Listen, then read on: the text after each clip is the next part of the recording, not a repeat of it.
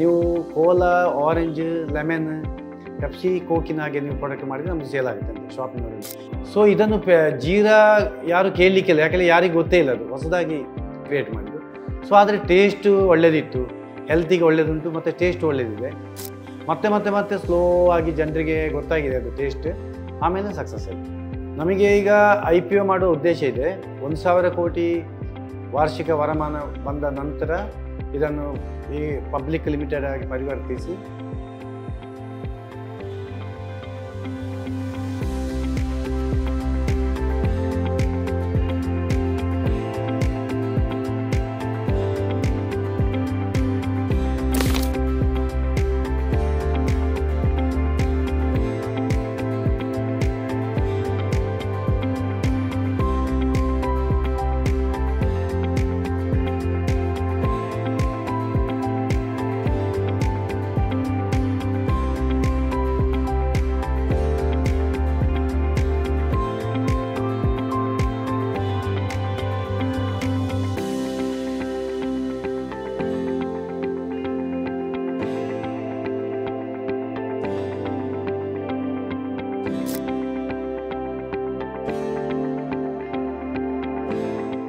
Auto rickshaw ಶುರು ಮಾಡಿದೆವು 1984ರಲ್ಲಿ. ಆಮೇಲೆ ಅದರಲ್ಲಿ ನಾವು ಸ್ವಂತ ಕೆಲಸ ಮಾಡಿ 1.5 ವರ್ಷದಲ್ಲಿ ಆಟೋ ರಿಕ್ಷಾವನ್ನು ಸೇಲ್ ಮಾಡಿ ಆಮೇಲೆ ಅಂಬಾಸಡರ್ ಕಾರ್ ತಗೊಂಡೆವು. ಅದರಲ್ಲಿ 1.5 ವರ್ಷ ಕೆಲಸ ಮಾಡಿ ಆಮೇಲೆ ಆ ಮೊತ್ತದಲ್ಲಿ ಮತ್ತೆ ರಿಮೈನಿಂಗ್ ಬ್ಯಾಂಕ್ ಲೋನ್ ಮಾಡಿ ಪುತ್ತೂರಲ್ಲಿ ಆಟೋಮೊಬೈಲ್ ಶಾಪ್ ಮಾಡಿದ್ದು. ಆಟೋಮೊಬೈಲ್ ಶಾಪ್ ಮಾಡಿ 1 ವರ್ಷದಲ್ಲಿ ಆಟೋ ಟೈರ್ದು ಡೀಲರ್ಶಿಪ್ ಇತ್ತು ನಮ್ಮದೆಲ್ಲ. ಫೇಮಸ್ ಪ್ರಖ್ಯಾತ ಬ್ರ್ಯಾಂಡಿನ ಟೈರ್ನ ಡೀಲರ್ಶಿಪ್ ನಾವು ಪುತ್ತೂರಲ್ಲಿ ಶುರು ಮಾಡಿದ್ದು. ಸೊ ಆಟೋಮೊಬೈಲ್ ಶಾಪ್ ಮತ್ತು ಟೈರ್ ಶಾಪ್. ಸೊ 2 ಬಿಸ್ನೆಸ್ ಮಾಡಿ ಅಲ್ಲಿ ಗ್ರಾಹಕರೆಲ್ಲ ತುಂಬ ಜನ ಬಂದರು, ನಮ್ಮದು ಸರ್ವಿಸ್ ಎಲ್ಲ ಒಳ್ಳೆಯದಿತ್ತಲ್ಲ. ಆಮೇಲೆ ಆ ಜನರನ್ನು ಗ್ರಾಹಕರು ಕಸ್ಟಮರೆಲ್ಲ ಜಾಸ್ತಿ ಇತ್ತು. ಅದಕ್ಕೆ ಪೂರಕವಾಗಿ ನಾವು ಆಟೋ ಫೈನಾನ್ಸ್ ಮಾಡಿದ್ವಿ 1994ರಲ್ಲಿ. 1994ರಲ್ಲಿ ಆಟೋ ಫೈನಾನ್ಸ್ ಮಾಡಿ ಅದರಲ್ಲಿ ಕೂಡ ಬಿಸ್ನೆಸ್ ಒಳ್ಳೆಯದಾಯಿತು. ಯಾವುದೇ ವ್ಯವಹಾರದಲ್ಲಿ ಒಳ್ಳೆಯದು ಸರ್ವಿಸ್ ಮಾಡಿದರೆ, ಪ್ರಾಮಾಣಿಕ ಕೆಲಸ ಮಾಡಿದರೆ ಸಕ್ಸಸ್ ಆಗುತ್ತೆ. ಸೊ ನಾವು ಅದು ಮಾಡಿ ಆಮೇಲೆ ಅಲ್ಲಿ ಪುತ್ತೂರು ಅಂದರೆ ಅಲ್ಲಿ ಜಾಬಿಗೆ ಅವಕಾಶ ಇಲ್ಲ, ಉದ್ಯೋಗ ಅವಕಾಶ ಕಮ್ಮಿ ಇದೆ. ಅದಕ್ಕೆ ನಾವು ಒಂದು ಜನರಿಗೆ, ಅಲ್ಲಿಯ ಯುವಕ ಯುವತಿಯರಿಗೆ ಉದ್ಯೋಗದ ಅವಕಾಶ ಸಿಗಬೇಕು ಅಂತ ಹೇಳುವ ಉದ್ದೇಶದಿಂದ ನಾವೊಂದು ಏನಾದರೂ ಒಂದು ಉದ್ದಿಮೆಯನ್ನು ಶುರು ಮಾಡುವ, ಇಂಡಸ್ಟ್ರಿಯನ್ನು ಸ್ಟಾರ್ಟ್ ಮಾಡುವ ಅಂತೇಳಿ ಯೋಚನೆ ಮಾಡಿ ಬಿಂದು ಪ್ಯಾಕೇಜ್ಡ್ ಡ್ರಿಂಕಿಂಗ್ ವಾಟರ್ ಅಂತೇಳಿ 2000ರಲ್ಲಿ ನಾವು ಶುರು ಮಾಡಿದೆವು. ಬಿಂದು ಬ್ರ್ಯಾಂಡನ್ನು 2000 ಸ್ಟಾರ್ಟ್ ಮಾಡಿದೆವು. ಆಮೇಲೆ ಹೊಸದಾಗಿ ಏನಾದ್ರು ಒಂದು ಟೇಸ್ಟ್ ಜನರಿಗೆ ಕೊಡಬೇಕು ಅಂತ ಉದ್ದೇಶ ಬಿಂದು ವಾಟರ್ ಸ್ಟಾರ್ಟ್ ಮಾಡಿದೆವು. ಇನ್ನೇನಾದ್ರು ಸಾಫ್ಟ್ ಡ್ರಿಂಕ್ಸ್ ಇಲ್ಲದೆ ಪೆಪ್ಸಿ, ಕೋಕು ಅದೇ ಜಾಸ್ತಿ ಇತ್ತು ಆ ಟೈಮಲ್ಲಿ. ಭಾರತೀಯ ಫ್ಲೇವರ್, ಭಾರತೀಯ ಮಸಾಲವನ್ನು ಜನರಿಗೆ ಪರಿಚಯಿಸುವ ಒಂದು ಉದ್ದೇಶದಿಂದ, ಇಂಡಿಯನ್ ಫ್ಲೇವರ್ನು ಒಂದು ಉದ್ದೇಶದಿಂದ ನಾವು ಜೀರಾ ಮಸಾಲವನ್ನು ಪ್ರಥಮವಾಗಿ ಭಾರತ ದೇಶದಲ್ಲಿ ನಾವು ಶುರು ಮಾಡಿದ್ವಿ. ಬಿಂದು ಜೀರಾ ಮಸಾಲ ಅಂತ ಬ್ರ್ಯಾಂಡಲ್ಲಿ, ಫಿಶ್ ಜೀರಾ ಮಸಾಲ ಅಂತ 2002ಅಲ್ಲಿ ಸ್ಟಾರ್ಟ್ ಮಾಡಿದೆವು. ಅದು ಹೊಸ ಪ್ರಾಡಕ್ಟ್, ಹೊಸತ್ತಲ್ಲ, ಅದಕ್ಕೆ ಜನರಿಗೆ ಗೊತ್ತಾಗಬೇಕು, ಸಕ್ಸಸ್ ಆಗಲಿಕ್ಕೆ 10 ವರ್ಷ ಬಂತು. 2012ರಲ್ಲಿ ಅದು ಒಳ್ಳೆ ಬ್ರ್ಯಾಂಡ್ ಆಯಿತು.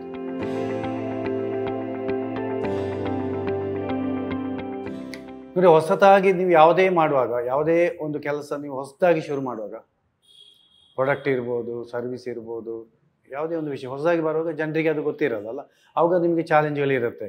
ಈಗ ನಮ್ಮದು ಏನಾಯಿತು ಅಂದರೆ, ಸ್ಟಾರ್ಟಿಂಗ್ ನಮ್ಮದು ಸಣ್ಣ ಯೂನಿಟ್ ಇತ್ತು, 200 ಕೇಸ್ ನಮ್ಮದು ಪ್ರೊಡಕ್ಷನ್ ಆದರೆ ಅಲ್ಲಿ 100 ಕೇಸ್ ಕೂಡ ವಾಪಸ್ ಬರ್ತಿತ್ತು ಶಾಪಿಂದ. ಯಾಕೆ ಹೇಳಿದರೆ ಜನ ಹೇಳ್ತಾರೆ ಅವಾಗ ಇದು ಒಳ್ಳೆಯದಿಲ್ಲ, ಕಷಾಯದಾಗಿದೆ, ಟೇಸ್ಟ್ ಇಲ್ಲ.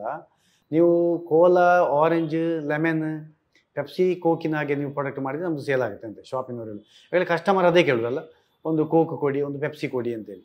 ಸೊ ಅದಕ್ಕೆ ಪೂರಕವಾಗಿ ಆ ಶಾಪಿನವರಲ್ಲಿ ಮಾರ್ಜಿನ್ ಜಾಸ್ತಿ ಇದ್ದರೆ ಇದನ್ನು ತೊಗೊಳ್ತಾರೆ, ಸೇಮ್ ಆರೆಂಜ್ ಕೋಲಾವನ್ನು. ಸೊ ಇದನ್ನು ಜೀರಾ ಯಾರು ಕೇಳಲಿಕ್ಕಿಲ್ಲ, ಯಾಕೆಂದರೆ ಯಾರಿಗೆ ಗೊತ್ತೇ ಇಲ್ಲ, ಅದು ಹೊಸದಾಗಿ ಕ್ರಿಯೇಟ್ ಮಾಡಿದ್ದು. ಸೊ ಆದರೆ ಟೇಸ್ಟು ಒಳ್ಳೆಯದಿತ್ತು, ಹೆಲ್ತಿಗೆ ಒಳ್ಳೆಯದುಂಟು ಮತ್ತು ಟೇಸ್ಟ್ ಒಳ್ಳೆಯದಿದೆ. ಸೊ ಅದು ನೋಡಿ ಜನರಿಗೆ ಸ್ವಲ್ಪ ಟೈಮ್ ತೊಗೊಳ್ಳಿ. ಅದಕ್ಕೆ ನನ್ನ ಫಸ್ಟಿಗೆ ಏನಾಯಿತು ಅಂದರೆ ಪ್ರಾಡಕ್ಟ್ 50% ವಾಪಸ್ ನಮಗೆ ಬರ್ತಿತ್ತು ಸೇಲ್ ಆಗದೆ. ಮತ್ತೆ ಮತ್ತೆ ಮತ್ತೆ ಸ್ಲೋ ಆಗಿ ಜನರಿಗೆ ಗೊತ್ತಾಗಿದೆ ಅದು ಟೇಸ್ಟ್, ಆಮೇಲೆ ಸಕ್ಸಸ್ ಆಯಿತು.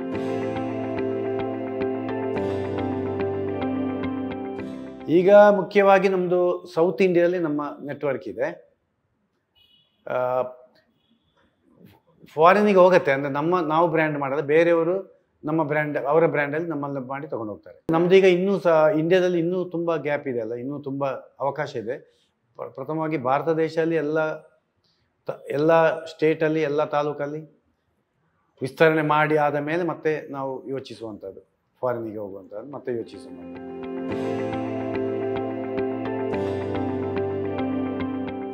ಇವಾಗ ನಾವು ತುಂಬ ಪ್ರಾಡಕ್ಟ್ ಇದೆ ನಮ್ಮ ಹತ್ರ.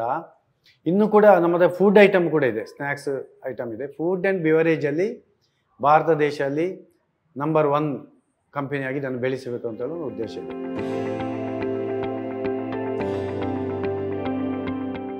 ನಮಗೆ ಈಗ IPO ಮಾಡುವ ಉದ್ದೇಶ ಇದೆ.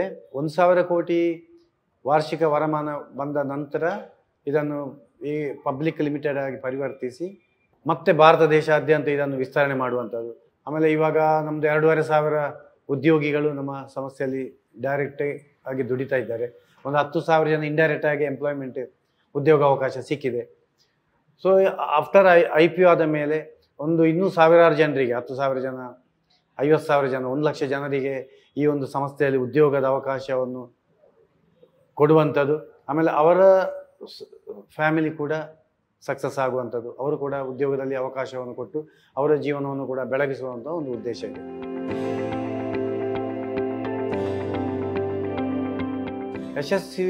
ಯಶಸ್ಸಿನ ಸೀಕ್ರೆಟ್ ಅಂದರೆ ನಾವು ಹಾರ್ಡ್ ವರ್ಕ್ ಮಾಡುವಂಥದ್ದು, ಸಿನ್ಸಿಯಾರಿಟಿ ಇರುವಂಥದ್ದು, ನಾವು ಏನು ಹೇಳ್ತೇವೆ ಅದನ್ನು ಜನರಿಗೆ ತಲುಪಿಸುವಂಥದ್ದು, ಬೆಸ್ಟ್ ಪ್ರಾಡಕ್ಟ್, ಆಮೇಲೆ ಮಿನಿಮಮ್ ಮಾರ್ಜಿನಲ್ಲಿ ಸೇಲ್ ಮಾಡುವಂಥದ್ದು, ಮಿನಿಮಮ್ ಮಾರ್ಜಿನಲ್ಲಿ ಜನರಿಗೆ ಅದನ್ನು ತಲುಪಿಸುವಂಥದ್ದು. ಸೊ ಅದೇ ಸಕ್ಸಸ್. ನಾವು ನಮ್ಮ ಎಲ್ಲ ಇಂಡಸ್ಟ್ರಿಗಳು, ನಮ್ಮ ಇದು ಕಾರ್ಖಾನೆಗಳು ಕೂಡ ಸಿಟಿಯಿಂದ ದೂರದಲ್ಲಿದೆ, ಹಳ್ಳಿ ಪ್ರದೇಶದಲ್ಲಿದೆ. ಸೊ ಅಲ್ಲಿ ನೀರಿದು ಚಾಲೆಂಜ್ ಇರೋದು ಜಾಸ್ತಿ. ಮಳೆ ಬರುವಂಥ ಪ್ಲೇಸಲ್ಲಿ, ನೀರಿನ ಸೋರ್ಸ್ ಇರುವಂಥ ಪ್ಲೇಸಲ್ಲಿ ನಾವು ಫ್ಯಾಕ್ಟ್ರಿಯನ್ನು ಹಾಕಿರ್ತೇವೆ. ಇಲ್ಲಿ ಏನಿದ್ರು ಕೂಡ ಸಿಟಿಯಲ್ಲಿ ನಮ್ಮದು ಆಫೀಸು ಮತ್ತು ಔಟ್ಲೆಟ್ಗಳು ಮಾತ್ರವೇ ಇರುವಂಥದ್ದು. ಪ್ರೊಡಕ್ಷನ್ ಆಗೋದೆಲ್ಲ ನಮ್ಮದು ರೂರಲ್ ಪ್ಲೇಸು, ವಾಟರ್ ಸೋರ್ಸ್ ಇರುವಂಥ ಪ್ಲೇಸಲ್ಲಿ ಇದೆ. ಆಮೇಲೆ ನಾವು ಮಳೆಗಾಲದಲ್ಲಿ ಎಲ್ಲ ಮಳೆಯಲ್ಲಿ ನೀರನ್ನು ನಾವು ರೀಚಾರ್ಜ್ ಮಾಡ್ತೇವೆ ಬೋರಿಗೆ. ಎಲ್ಲ ನಮ್ಮ ಬೋರಿಗೆ 10-20 ಬೋರ್ ಮಾಡಿ, ಖಾಲಿ ಬೋರ್ ಮಾಡಿ ಕೂಡ ಅದಕ್ಕೆ ನಾವು ಭೂಮಿಗೆ ನಾವು ನೀರನ್ನು ಇಳಿಸ್ತೇವೆ. ಅಂದರೆ ನಮ್ಮ ಯೋಜನೆ ಏನಂದರೆ ನಾವು ಎಷ್ಟು ನೀರು ತೆಗಿತೇವೆ ಅದರಿಂದ ಜಾಸ್ತಿ ಡಬಲ್ ನೀರನ್ನು ನಾವು ಭೂಮಿಗೆ ಇಳಿಸುವಂಥ ಒಂದು ಯೋಜನೆಯನ್ನು ನಾವು ಮಾಡಿದ್ದೇವೆ. ನೀರನ್ನು ಜಾಗ್ರತೆ ಮಾಡಲೇಬೇಕು. ನೀರೇ ಇನ್ನು ಫ್ಯೂಚರಲ್ಲಿ ನೀರಿದ್ದೇ ದೊಡ್ಡ ಚಾಲೆಂಜ್ ಇರುತ್ತೆ. ಅದನ್ನು ಉಳಿಸುವಂಥದ್ದು, ಮಿನಿಮಮ್ ಖರ್ಚು ಮಾಡುವಂಥದ್ದು ಅದು ಅಗತ್ಯ.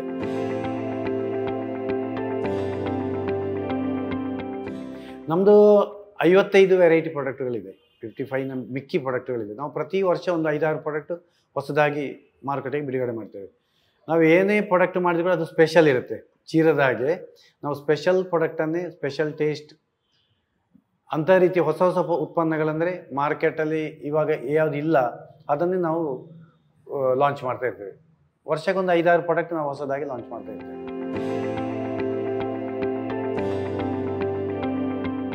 ನೆಕ್ಸ್ಟ್ ನಾವು ಅದನ್ನು ಇವಾಗ ಅದು ಹೊಸ ಅಂದರೆ ಮಾರುಕಟ್ಟೆಗೆ ಹೋಗಿ ಅಲ್ಲಿ ಮಾರ್ಕೆಟಲ್ಲಿ ಏನು ಜನರು ಕೇಳ್ತಾರೆ ಅದನ್ನು ಸ್ಟಡಿ ಮಾಡಿ ಅದಕ್ಕೆ ಪೂರಕವಾಗಿ ನಾವು ಪ್ರಾಡಕ್ಟನ್ನು ಡೆವಲಪ್ ಮಾಡ್ತೇವೆ. ಟ್ರೆಂಡ್ ಅಂದರೆ ಇವಾಗ ಆ ಟ್ರೆಂಡ್ ಚೇಂಜ್ ಆಗುತ್ತೆ ಅಲ್ಲ, ಜನರು ಇಂಥದ್ದು ಬೇಕು, ಶುಗರು ಬೇಡ ಅಂತ ಹೇಳ್ತಾರೆ, ಕೆಲವರು CO2 ಬೇಕು ಅಂತ ಹೇಳ್ತಾರೆ, ಫ್ರೂಟ್ ಬೇಸ್ ಹೆಲ್ತಿ ಬೇಕು ಅಂತ. ಅದಕ್ಕೆ ಪೂರಕವಾಗಿ ನಾವು ಪ್ರಾಡಕ್ಟ್ ಡೆವಲಪ್ ಮಾಡಿ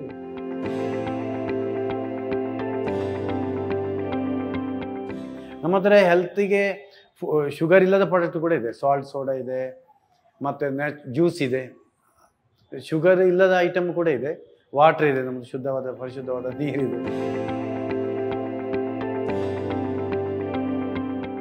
ನಾನು ಆವಾಗಲೇ ಹೇಳಿದಾಗೆ ಅದು ಸ್ಪೆಷಲ್ ಟೇಸ್ಟ್ ನೋಡಿ.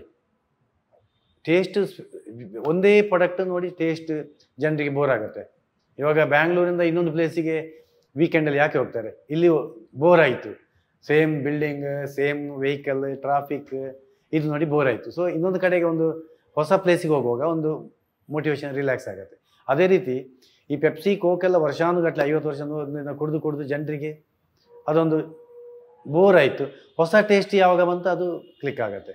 ಈಗ ಇನ್ನೂ ಕೂಡ ಮುಂದಿನ ದಿನದಲ್ಲಿ ಜೀರವೇ ಎಷ್ಟು ದಿವಸ ಅಂತ ಹೇಳಿಕ್ಕೆ ಆಗೋದು. ಆವಾಗ ಇನ್ನೂ ಒಂದು ಹೊಸ ಪ್ರಾಡಕ್ಟನ್ನು ನಾವು ಉತ್ಪನ್ನವನ್ನು ಮಾರುಕಟ್ಟೆಗೆ ಬಿಡುಗಡೆ ಮಾಡಿದರೆ ಅದು ಮತ್ತೆ ಯಶಸ್ವಿ ಆಗುತ್ತೆ.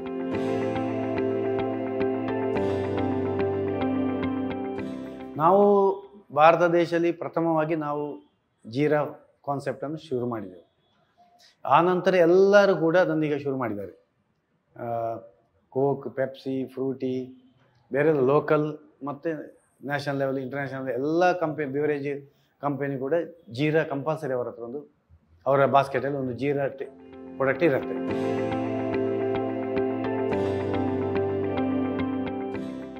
ನಾನು ಹೇಳುವ ವಿಷಯ ಅಂದರೆ ನಾವು ಹೊಸದಾಗಿ ಏನಾದ್ರು ಒಂದು ಕೆಲಸ ಮಾಡುವಂಥ, ಹೊಸದಾಗಿ ಒಂದು ಎಲ್ಲರೂ ಹೋಗುವ ರಸ್ತೆಯಲ್ಲಿ ನಾವು ಹೋದರೆ ನಾವು ಜೀವನ ಪೂರ್ತಿ ಅವರ ಹಿಂದೆ ಇರ್ತೇವೆ.